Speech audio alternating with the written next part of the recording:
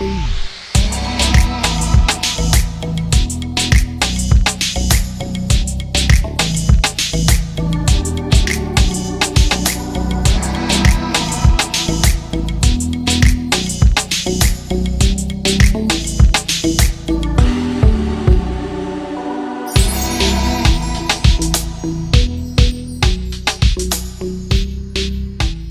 Evening, नमस्कार। मेरा नाम सुजय गुप्ता है और आप देख रहे हैं Renew Tech presents Saturday startup live. Last week हम लोग मिले अमित मिस्त्री से, जिनके साथ हमने बहुत सारी स्पिरिचुअलिटी की बातें की।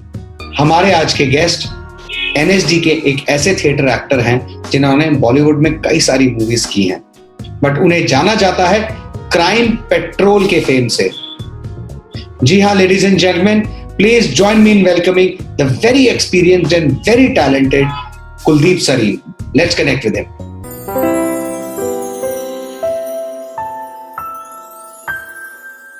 कुलदीप सरीन जी, नमस्कार। Thank you for joining in. बहुत बहुत अच्छा लगा आप आज ये न्यू ईयर स्पेशल एपिसोड में आए हमारे दर्शकों के साथ मिलने, और I am very happy.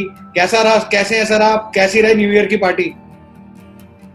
Sir मैं बहुत अच्छा हूँ, थैंक यू आपका। आपने इस प्लेटफॉर्म पे मुझे बुलाया, आपका तहे दिल से शुक्रिया। और नए साल का सेलिब्रेशन तो अभी होना बाकी है। अच्छा जी ओके। तो ये जो ये नया साल अब आया है और बाकी दिस न्यू ईयर वाज थोड़ा सा डिफरेंट था। 2020 बड़ी मुश्किल से हम लोगों ने कठिनाइयों से पास किया है, तो काफी लर्निंग रही, काफी एक्सपीरियंस से भरा रहा। कोई ऐसा स्पेशल मेमोरी जो आपकी कुछ हाल फिलहाल में रही हो? 2020 में जी सर, 2020 जैसे कि आपने कहा कि इस महामारी में सचमुच लोगों का बहुत बुरा हाल था जी। मैं उन मजदूरों के बारे में सोचता था इस पूरे कोविड टाइम के अंदर, जिन्होंने दिल्ली के अंदर या बड़े बड़े शहरों के अंदर जो बेचारे काम करने के लिए डेली मजदूर थे, उनके ऊपर फोकस करता रहा, न्यूज सुनता रहा सवाल अपने आप को संभालता रहा, अपनों को संभालता रहा। एंड मैंने इस महामारी के दौरान मैंने कुछ लिखा है, तो मैंने एक फिल्म लिखने की कोशिश की है, उस फिल्म को मैंने कंप्लीट किया है इस कोविड टाइम के अंदर ही थी। तो ये मेरा अचीवमेंट कहें या इस त्रासदी में अपने आप को बचा लेना ही मेरे ख्याल से अपने आप में काफी है। तो वो सब मैंने किया, बहुत कुछ देखने को मिला, तो ये सब रहा। ये आपका व्हेन वी सी योर, आपने इतने सारे मजदूरों के बारे में बात की, काफी आपने उनकी स्ट्रगल्स देखी सर। आई थिंक इस कोविड के दौरान फिल्म एंड टेलीविजन इंडस्ट्री भी बहुत इफेक्ट हुई है, एंड काफी यहाँ पे लोगों को मतलब एकदम से जैसे कहते हैं ना, डिस्ट्रॉय हो गया सब कुछ काफी टाइम के लिए। तो सर उसके बारे में मतलब आपने क्या कुछ ऐसा देखा कि कुछ चेंजेस आए हैं इंडस्ट्री में, कि दोबारा से ऐसा अगर कुछ हो तो कैसे इंडस्ट्री ने अपने आप को प्रिपेयर किया? हाँ, डेफिनेटली कुछ लोगों ने जैसे इनफैक्ट मैंने भी प्लान किया था कि अगर कभी भविष्य में मैं चूंकि एक एक्टर हूँ, अगर मुझे कभी डायरेक्ट करने का मौका मिले तो क्रिएटिविटी इसी को बोलते हैं कि सोशल डिस्टेंसिंग के साथ अगर हम फिल्म बनाएं तो कैसी होगी।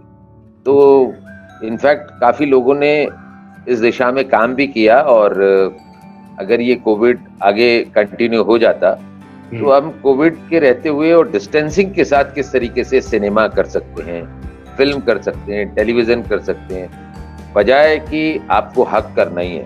अगर आपको गले ना मिले जाए और डिस्टेंस के साथ काम करना हो तो किस तरीके से काम, किस तरह से?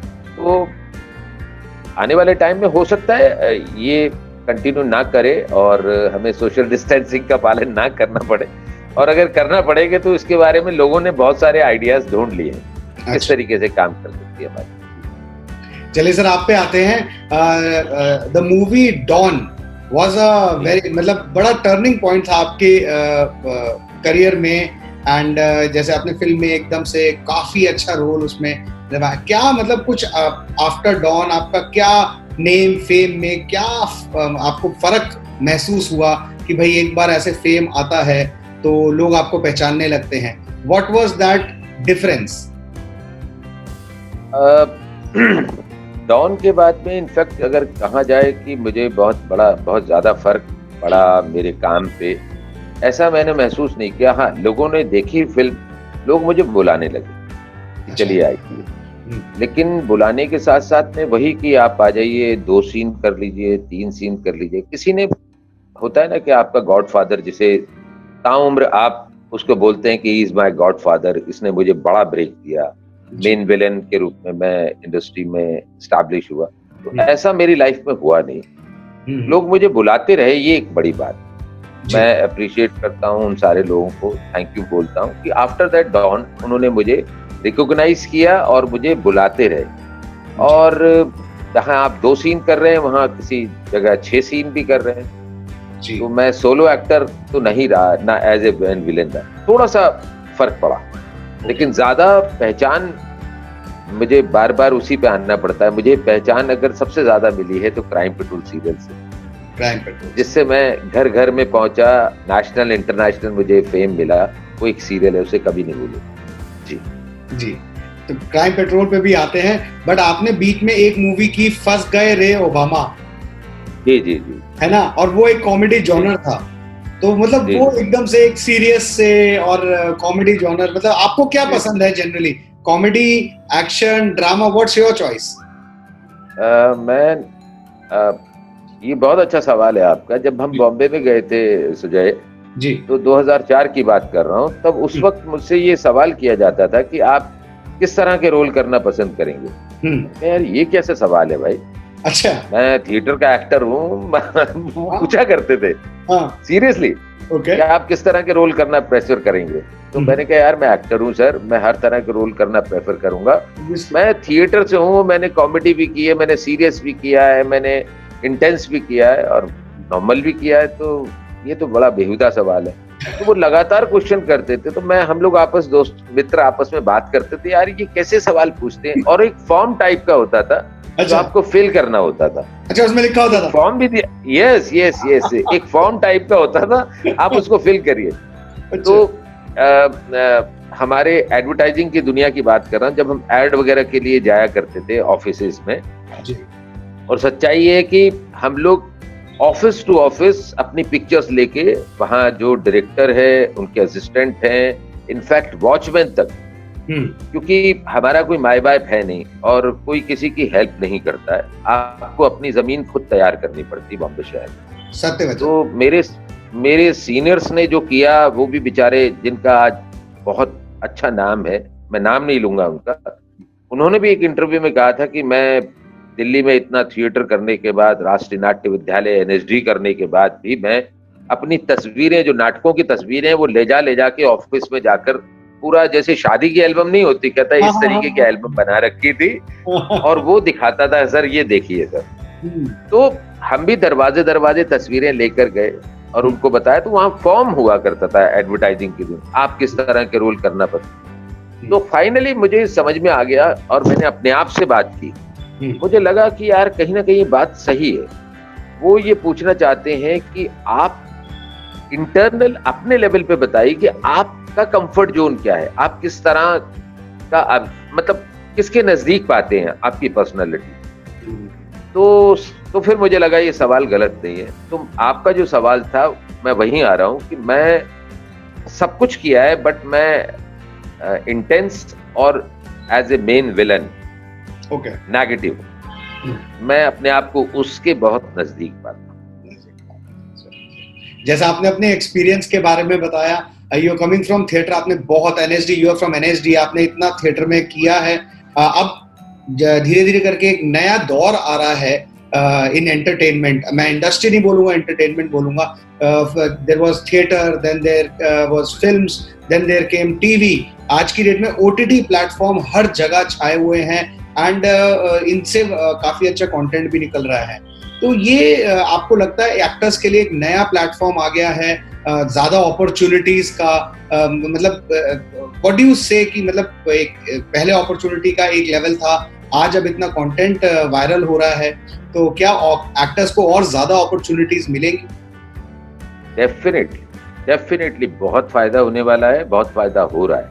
अच्छा। और क्योंकि ये ओटीटी प्लेटफॉर्म है, इसमें सेंसरशिप नहीं है, तो जी। आप अपनी बात, एक डायरेक्टर एक ट्रू स्टोरी उठाता है या लाइफ की, किसी की लाइफ के साथ जो गुजरी हुई चीज है, उसको वैसा का वैसा दिखाने की मात्रा रख पाता है, क्योंकि एक ऐसा प्लेटफॉर्म है जहां आप अपनी बात पूरी ईमानदारी और सच्चाई के साथ रख सकते हैं, बिना काल्पनिक चीजों को बनाए हुए, कहानी गढ़े हुए कि ऐसा सो एंड सो। हाँ, सवाल दूसरा आपका कहा था कि आपका कि एक्टर को बहुत फायदा होने वाला है। डेफिनेटली फायदा होगा, लेकिन सर जब टेलीविजन नहीं था, जब टीवी नहीं था और सिनेमा पे काम हो रहा था और तब एड भी इतने नहीं आया करते जी, तो जब टीवी इंडस्ट्री आई, टीवी आया, तब भी लोगों को लगा कि बहुत काम मिलेगा लोगों को, ये होगा वो होगा। तादाद में वैसे के वैसे एक्टर भी बहुत आने लगे। ओके। तो आज तादाद में तो टेलीविजन के 2-4 चैनल थे, पहले दूरदर्शन था, फिर स्टार प्लस आया, जी टीवी आया, फिर लगातार हजारों मतलब काफी सारे मतलब चैनल्स आ गए, और सारे के सारे चैनल्स जो है शाम को 6 बजे से लेकर रात को करीबन 11 बजे तक बिजी रहते। करेक्ट। 11:30 बजे। उसके बावजूद भी आज बॉम्बे शहर के अंदर इतने एक्टर हैं, वो सारे के सारे स्ट्रगल कर रहे हैं, क्योंकि तादाद में एक्टर भी आ रहे हैं। अब तो जगह जगह इंस्टीट्यूट्स खुल गए हैं, लोग अब एक्टिंग प्रोफेशन को या एडिटिंग को, इन सारी चीजों को बुरा नहीं मानते। इनफैक्ट मदर फादर खुद ही कहते हैं बच्चों में, बेटिया में अगर ये शौक है तो जाए, आगे बढ़े। तो तादाद में एक्टर बहुत बॉम्बे में पहुंच चुके हैं, तो ओटीटी प्लेटफॉर्म से उनको ये है कि एक नया एक प्लेटफॉर्म है, काम मिलेगा। लेकिन तादाद में आज भी बॉम्बे शहर में बहुत एक्टर हैं जो स्ट्रगल कर ही रहे हैं, जिन्हें मुकाम अभी हासिल नहीं हुआ। सर, अगर बॉम्बे शहर की बात करें और अपॉर्चुनिटीज की बात करें, तो अभी हाल फिलहाल में न्यूज काफी गर्मा रही है कि आने वाले दिनों में और अपॉर्चुनिटी बढ़ेगी। उत्तर प्रदेश में भी योगी सरकार ने ये फिल्म सिटी स्टार्ट की है, काफी बड़े बड़े नामों ने वहां पे स्टूडियोज ले लिए हैं। तो आई थिंक आपको लगता है कि अब ये जो बॉम्बे में कंसंट्रेशन है एक्टर्स का, स्ट्रगल करने लोग आते हैं, नाम करने आते हैं, वो थोड़ा डाइल्यूट होके अब और ज्यादा काम बढ़ेगा, यूपी में भी कंटेंट बनना शुरू होगा? डेफिनेटली बढ़ेगा, डेफिनेटली बढ़ेगा, बहुत काम बढ़ेगा। और ये अच्छी बात है कि ये यूपी के अंदर, जैसे कि हमारी फिल्म सिटी नोएडा के अंदर में है, ये यूपी में, बट वो अब तो न्यूज चैनल वाले ही वहाँ पर ज्यादा है, क्योंकि पहले दिल्ली में शूटिंग करना थोड़ा सा मुश्किल था जी। दिल्ली में चूंकि मिनिस्ट्री है, सेंट्रल गवर्नमेंट है, तो यहाँ बहुत सारी चीजें ऐसी होती हैं, प्रिकॉशंस लेने पड़ते हैं। एब्सोल्युटली। तो अब दिल्ली थोड़ा सा ओपन अप हो गया है कि आइए शूट, तो यहाँ पर फंडिंग भी बहुत मिलेगी, गवर्नमेंट को पैसा भी मिलेगा, लोगों को रोजगार मिलेगा। और योगी सरकार ने ये सोचा है कि नोएडा के अंदर एक सीरियसली अब बड़ी इंडस्ट्री बनानी है, और बहुत लोग आ गए हैं, तो डेफिनेटली पूरा का पूरा ये बंगाल और बिहार और यूपी, जो काफी सारी सिनेमा बनाने के लिए वो बॉम्बे की ही तरफ देखते हैं जी। तो अब उनको वो सब नहीं देखना पड़ेगा, और इनफैक्ट यूपी के और दिल्ली के सराउंडिंग, दिल्ली के यूपी में आसपास, उन काफी सारे लोगों को रोजगार मिलेगा, एक्टर्स को भी काम मिलेगा, एडिटर को भी काम मिलेगा, सबको मिलेगा, सभी लोगों को काम मिलेगा। यस। तो ये बहुत अच्छा है, और इनफैक्ट मेरे ख्याल से मध्य प्रदेश में भी ऐसा ही बनाना चाहिए। हर स्टेट में एक अपनी इंडस्ट्री होनी चाहिए, इसमें बुराई, कोई बुराई नहीं, बिल्कुल है ना, बुराई है नहीं। अभी यूपी में अगर बन जाएगा तो बॉम्बे को कंपटीशन मिलेगा, तो लोगों को दिखेगा कि भाई दिस इज अ गुड।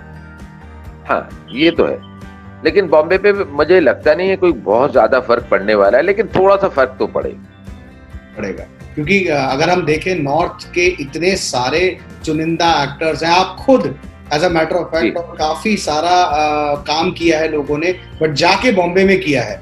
अब यही काम डाइवर्सिफाई हो जाए और शुरू हो जाए, plus of course you have such a wide suggestion कि भाई हर स्टेट में एक अपनी अपनी इंडस्ट्री होनी चाहिए, तो इस तरीके से तो हमें कंटेंट की प्योरिटी भी और ज्यादा मिलेगी हर स्टेट से आती है।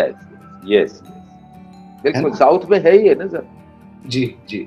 और साउथ वाले आते हैं, अगर दिल्ली में शूट करना होता है, उनकी स्क्रिप्ट ऐसी होती है, तो वो दिल्ली भी जाते हैं, चंडीगढ़ भी जाते हैं जी, लेकिन उनकी अपनी इनबिल्ट, उनकी अपनी इंडस्ट्री है, वहाँ पर पूरा स्टूडियो बने हुए हैं, सारी लोकेशंस आपको मिलती हैं, आपको कहीं भटकना ही नहीं पड़ता। करेक्ट, करेक्ट, है ना?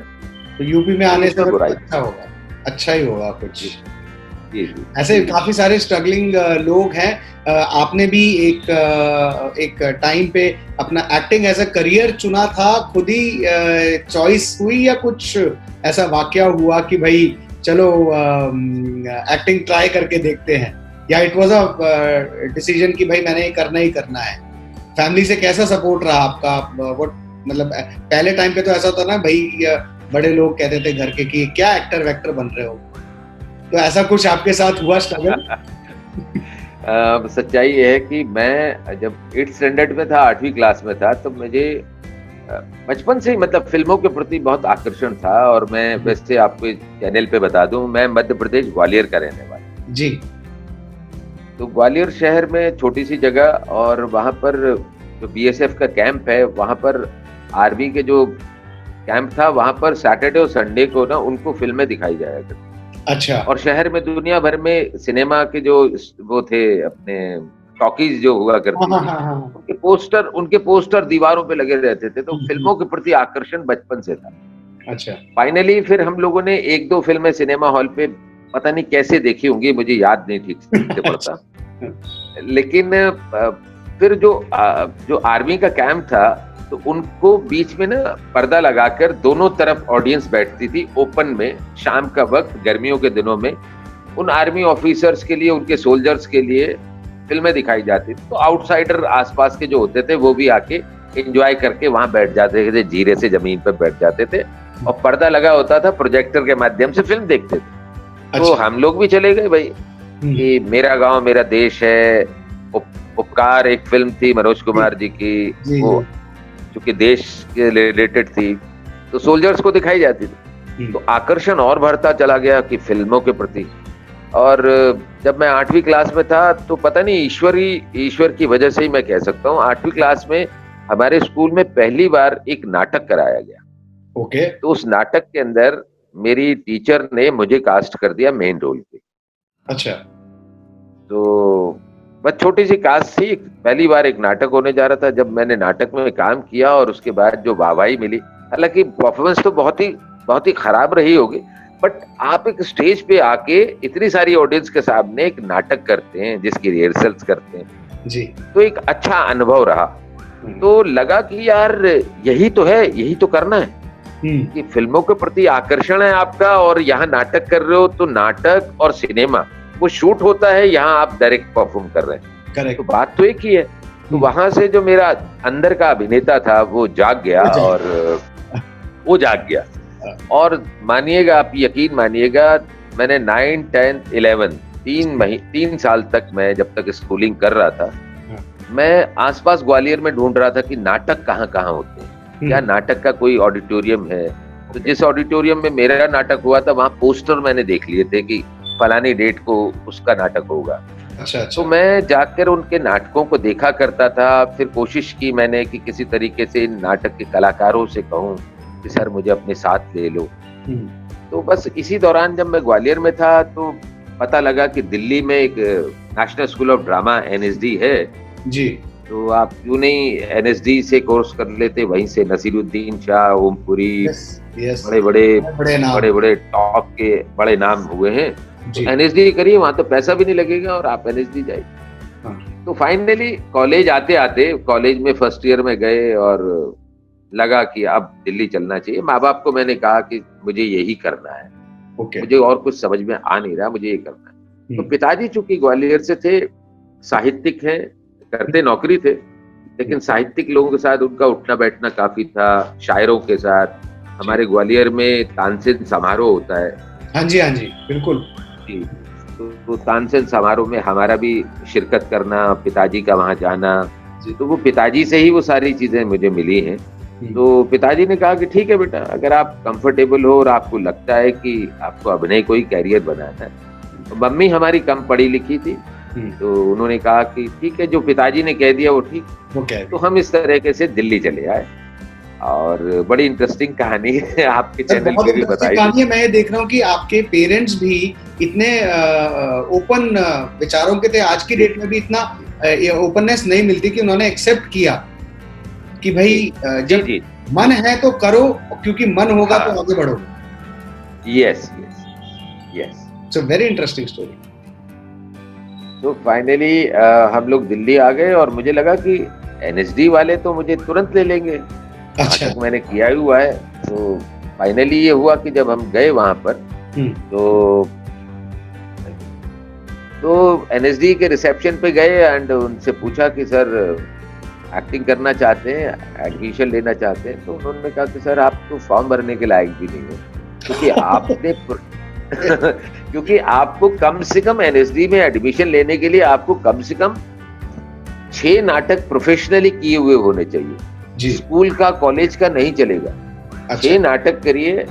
आप ग्वालियर के कौन कौन से साहित्यकार हुए उनके बारे में, म्यूजिशियन कौन हुए, मध्य प्रदेश के पूरे आर्ट एंड फील्ड से रिलेटेड जितने भी टॉप के लोग हुए उनके ज्ञान होना चाहिए, म्यूजिक का, वहाँ के रीजनल म्यूजिक का ज्ञान होना चाहिए। अच्छा। फिर इनफैक्ट पूरे देश का भी ज्ञान, क्योंकि हम क्वेश्चन इस तरह के कर सकते हैं, तो ये सब होना चाहिए आपको। तो तब आप आइए, फॉर्म भरिए। हमने कहा यार अब क्या करें, अब दिल्ली तो आ गए हैं। अब दिल्ली में मेरे मामा जी के यहाँ मैं रहता था, तो अब रोजाना मंडी हाउस आना और नाटक देखना समझ नहीं आ रही। तो फाइनली श्रीराम सेंटर है मंडी हाउस में। जी जी जी। तो श्रीराम सेंटर पे एक नोटिस बोर्ड पे लिखा हुआ था कि 1 साल का एक्टिंग वर्कशॉप होगा। ये मैं बात कर रहा हूँ 1986 की, 1986 की बात। Okay okay. तो वहां पर मैंने बोर्ड देखा, एक नेम प्लेट पे 1 साल का एक्टिंग वर्कशॉप हो रहा है, 200 रुपए फीस है। हम वहां चले गए। तो वो संभव आर्ट ग्रुप दिल्ली में काफी नोन ग्रुप माना जाता था। नोन ग्रुप है, यस यस यस। जी जी। तो नोन ग्रुप था, उसमें बड़े बड़े एक्टर हुआ करते थे, एनएसडी नॉन एनएसडी दोनों। तो उन्हीं का 1 साल का एक्टिंग वर्कशॉप था। तो वहां पर हम लोगों ने एडमिशन लिया। तो मेरे साथ साथ में मनोज वाजपेयी भी पहली बार एक्टिंग का कोर्स हमने सबने एक साथ ही किया। वहां पर काफी सारे एक्टर थे। 1 साल तक एक्टिंग करते रहे। फिर संभव का ही ग्रुप था, उसको हमने ज्वाइन कर लिया। फिर बैरी जॉन, फिर एक सलाम बॉम्बे फिल्म आई थी जी। सलाम बालक ट्रस्ट बन गया। तो बैरी जॉन के साथ हम स्लम के बच्चों के साथ काम करने लगे। फिर दिल्ली में जितने भी अमेच्योर थिएटर हो रहा है, कभी अमिताभ दास गुप्ता एक बहुत अच्छे थिएटर डायरेक्टर थे, कभी उनके साथ काम कर रहा हूँ, कभी शीला भाटिया। तो दिल्ली में रहते रहते काफी अमेच्योर थिएटर किया, संभव के साथ करते रहे। एक्ट 1 हमारे सामने बना। एक्ट 1 एक ग्रुप था, जो पंडित जी हैं एनके शर्मा, वो बॉम्बे से आए थे, शशिलाल नायर की फिल्म कर रहे थे, वो अंगार एक फिल्म थी। तो उनके साथ बड़ी इंटरेस्टिंग बातें किया करते। पूरा दिन मतलब थिएटर की, सिनेमा की बातें करते करते हमारा दिन गुजरता रहा। और फिर उसके बाद दिल्ली में ही मैं 89 के अंदर एनएसडी रेपर्टरी कंपनी के अंदर कैजुअल आर्टिस्ट के रूप में मैंने काम किया। फिर शीला भाटिया का रंगमंडल है, म्यूजिकल थिएटर होता था, वहां 2 साल काम किया। फिर श्रीराम सेंटर के अंदर मैंने 2 साल काम किया एज ए प्रोफेशनल एक्टर, ये सारी रेपर्टरीज में। फिर उसके बाद में एनएसडी रेपर्टरी कंपनी में मैंने लगातार 5 साल काम किया और 2004 में मैं बॉम्बे चला आया। ओके। ये एक छोटा सा सफर, बहुत बढ़िया सफर है, बड़ा इंटरेस्टिंग सफर है। छोटे से ग्वालियर से, अगर मैं आपसे ये पूछूं, जैसे ग्वालियर से आप बिलोंग करते हैं, फिर आपने दिल्ली में इतना काम किया, now you are in Bombay, Bombay में भी आपने बहुत अच्छा काम किया। जगह के हिसाब से आपको तीनों में से सबसे फेवरेट जगह क्या लगती है, एंड व्हाई? दिल्ली। दिल्ली? अच्छा, ऐसा क्यों? दिल्ली दिल्ली सर, इनफैक्ट जो बॉम्बे में जम गए ना सर, बड़े से बड़े एक्टर भी है ना जी, क्योंकि ये सारे दिल्ली में जो रंगमंच करते हैं ना, कुछ एनएसडी कुछ नॉन एनएसडी जी। कोई आदमी उड़ीसा आया है, कोई अरुणाचल से आया है, कोई बंगाल से आया है, कोई मणिपुर से आया है। जब हम लोग सब आपस में बैठते हैं ना, तो जो एनएसडी में जिन्होंने सिर्फ 3 साल गुजारे हैं ना जी, अगर मैं उनसे पूछ लेता हूँ कि यार दिल्ली के बारे में क्या कहना चाहते हो, तो वो कहते हैं यार कुलदीप भाई दिल्ली नहीं भूलता यार, मन करता है यार दिल्ली में ही काम करें, दिल्ली में ही। अगर बॉम्बे इंडस्ट्री फिल्म अगर यहाँ नहीं होती तो शायद कभी ना छूट। क्योंकि दिल्ली में वो कशिश है, दिल्ली में वो बात है, दिल्ली में सब स्टेट का मिश्रण है जी। आप तमाम अलग अलग भाषाओं के लोगों से बात करते हैं, मिलते हैं, उनके कल्चर को जानते हैं। और दिल्ली में भारंगम होता है, राष्ट्रीय नाट्य विद्यालय एनएसडी करता ही है जी। तो तमाम विधाओं के अलग अलग चीजों को जानने समझने, पॉलिटिकली भी सोशली भी आप बहुत अवेयर रहते हैं। और खाना, अच्छा, खाना, और दिल्ली का खाना, दिल्ली का खाना, दिल्ली का खाना वो सर नहीं मिलता बॉम्बे में। बॉम्बे में बहुत लोगों ने कोशिश कर ली, कई एक्टरों ने, कई प्रोडक्शन के लोगों ने ढाबे खोल दिए सर, बंद हो गए सर। दिल्ली वाली बात कहीं नहीं। यहाँ का स्ट्रीट फूड ही खा लीजिए आप सर। बिल्कुल सर। मतलब आप कचौड़ी समोसे और मतलब कहीं भी खा रहे हैं और आलू की सब्जी के साथ में, तो सर मजा आ जाता है। मैं इनफैक्ट कल ही खाकर आया हूँ। मैं अभी शिमला में था, शिमला में शूटिंग कर रहा था जी। और शिमला से चूंकि बॉम्बे भी जा सकता था, बट मैंने कहा नहीं यार, दिल्ली छोड़ दूं आप मुझे, मैं दिल्ली से अपने आप निकल जाऊं। कुछ दिन दिल्ली की सर्दी, हल्की हल्की जो गुलाबी गुलाबी ठंड, कड़कदार ठंड भी आनंद ही कुछ और सूट पैंट कपड़े पहनने का भी तो मौका मिलता है ना सर आपको। बॉम्बे में कुछ नहीं है सर, ठंड पड़ती ही नहीं है सर। जनवरी की पहले हफ्ते में सुबह सुबह अर्ली मॉर्निंग जब आप वॉक पे निकले ना दिल्ली में, तो पता लगता है ठंड क्या होती है। हाँ। अभी भी सर बुरा हाल है। हाँ, अभी भी बुरा हाल है। कर ही रहे हैं। अभी इस वक्त शाम के, मैं दिन में भी बुरा हाल था, ठंडी हवाएं चल रही हैं, हालत खराब। चलो घुसो कमरों में। सर 11:15 बजे तो सूरज आया है आज। जी जी जी जी जी जी। दर्शन ही नहीं होते। तो यहाँ मतलब विविधता है ना, मतलब अलग अलग रंग देखने को मिलते हैं ना। जी। मजा तो वही है, लाइफ वही है। लाइफ में स्ट्रगल नहीं हुआ। अगर आपको एकदम कामयाबी मिल जाए और आपने उसका स्वाद ही नहीं लिया, स्ट्रगल क्या चीज होती है, तो क्या स्वाद, तो फिर अधूरा है। सही बात है सर, बिल्कुल सही है। मजा वही है, कमा कर आप कार खरीदें, पहले स्कूटर आप खरीदें, तो बात हो। यस, विदाउट स्ट्रगल लाइफ के रंग जो है ना वो थोड़े से फीके दिखते हैं। यस, बिल्कुल। विद दिस हमारा एक सेगमेंट है जिसे हम बोलते हैं one word one line answer. मैं आपसे कुछ सेट ऑफ क्वेश्चंस पूछूंगा, उसका जवाब आपको सिर्फ एक शब्द में या मैक्सिमम एक लाइन में देना है। Are you ready? Yeah. Which sport you enjoy watching? कौन सा खेल ऐसा है जो आपको हर वक्त देख सकते हैं आप? क्रिकेट। कोई रिसेंट सीरीज जो आपने बिंज वॉच की हो ओटीटी पे? दिल्ली क्राइम। अच्छा, क्या ज्यादा इंपॉर्टेंट है, सर्टिफिकेट्स या experience? Favourite holiday destination in India?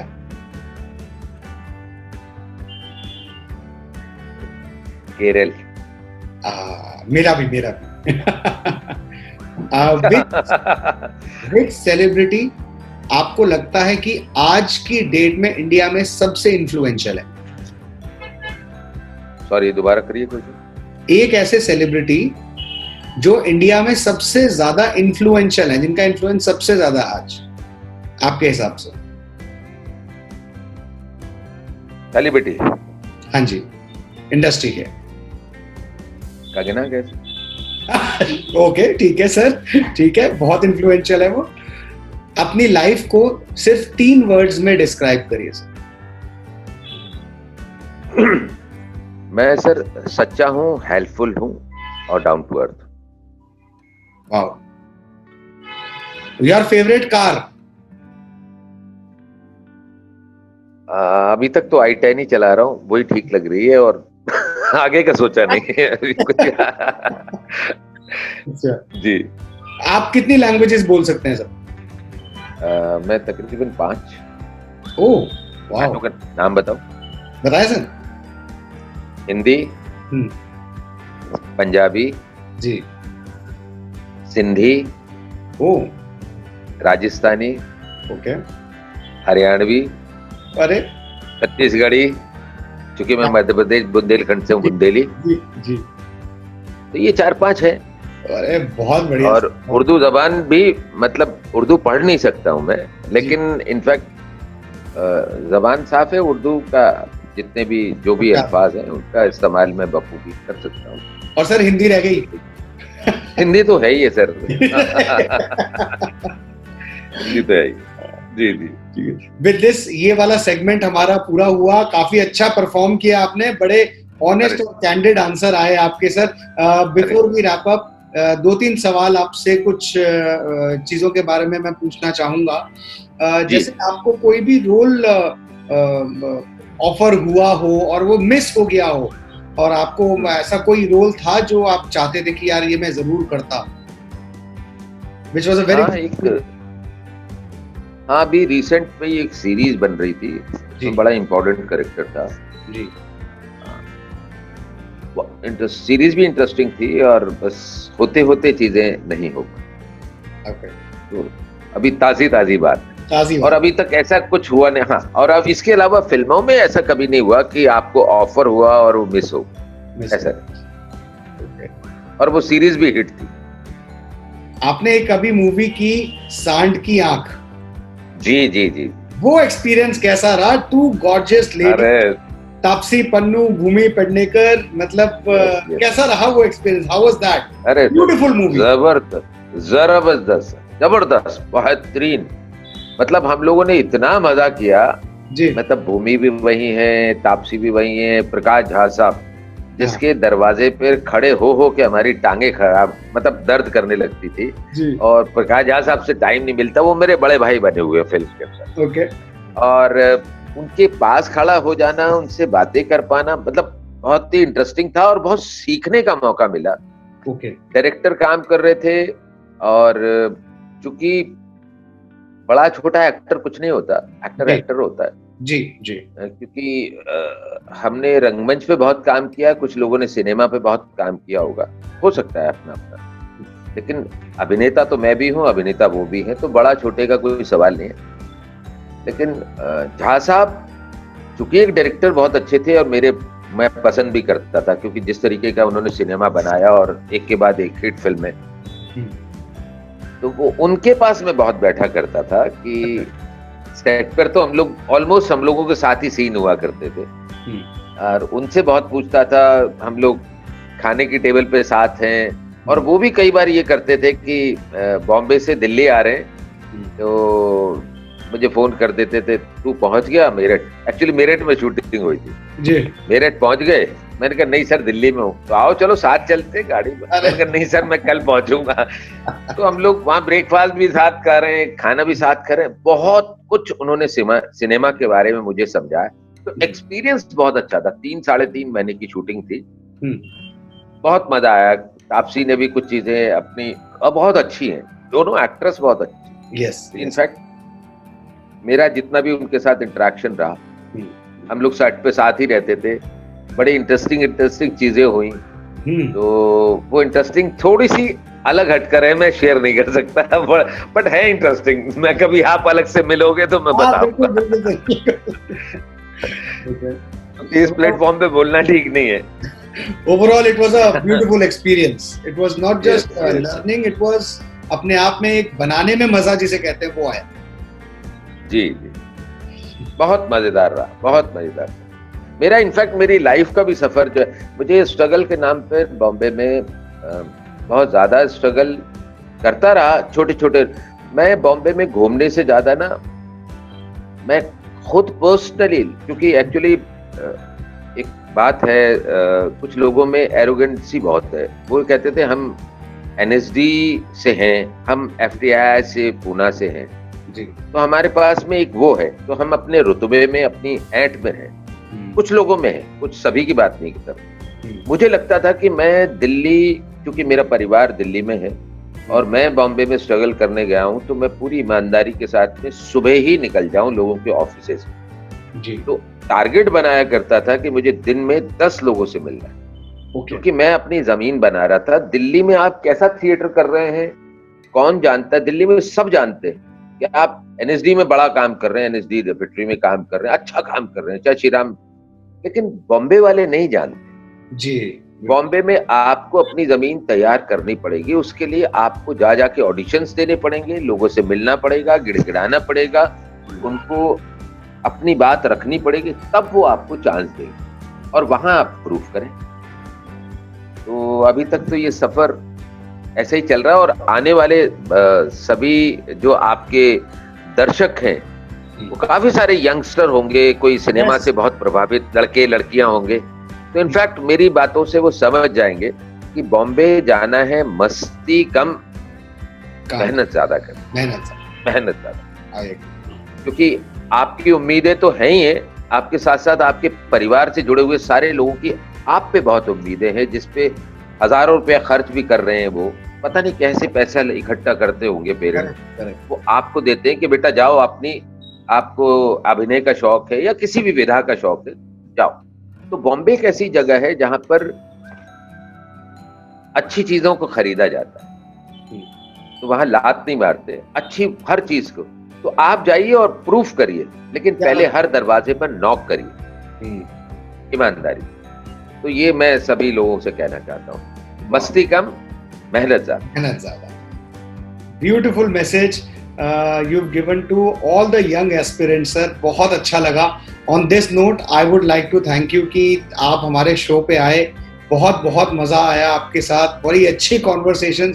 Young aspirants जो अभी ये शो देख रहे हैं, उनके लिए आपने इतनी अच्छी सीख दी कि भाई मस्ती सारी जिंदगी है पड़ी, बट मेहनत करो, दिखाओ कि भाई तुम में क्या है। Thank you so much sir आज आने के लिए। थैंक यू, आपका भी। So this was Kuldeep Sarin, जिनके साथ की हमने बहुत सारी मजेदार बातें।